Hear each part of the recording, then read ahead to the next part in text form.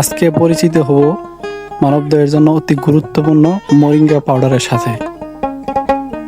এই পাউডারের দাম সাধারণত একটি পেজে দেখলাম 80 গ্রাম 210 টাকা পর্যন্ত।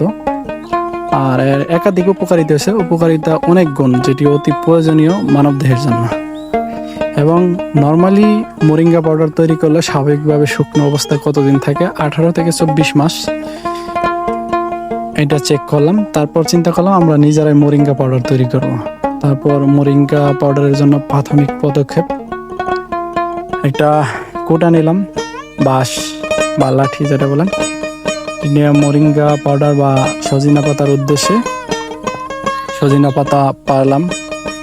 সজিনা পাতা পারার পর সেগুলাকে মোটামুটি অনেকগুলো পারছিলাম। সজিনা পাতা কয়েকটা গাছে, ভিডিওতে অল্প কিছু দেখাইছি, বাকি আর অনেকগুলো ছিল। এগুলো বুটানোর পর ডাটা শেষ করে শুধু পাতাগুলো নিয়েছিলাম, নিয়ে তারপর সেগুলা রোদে শুকিয়ে দিয়েছিলাম। এখানে পাতাগুলো বোটানো হয়েছিল, পরে আরো ভালো করে হলুদ পাতাগুলো অর্থাৎ যেগুলো বয়স হয়ে গেছে সেগুলো বাদ দিয়েছিলাম। এরপর শুকানোর পরে এই অবস্থা হয়েছে। ব্লেন্ডার করার জন্য প্রিপারেশন নিয়েছিলাম, তারপর ব্লেন্ডার করলাম।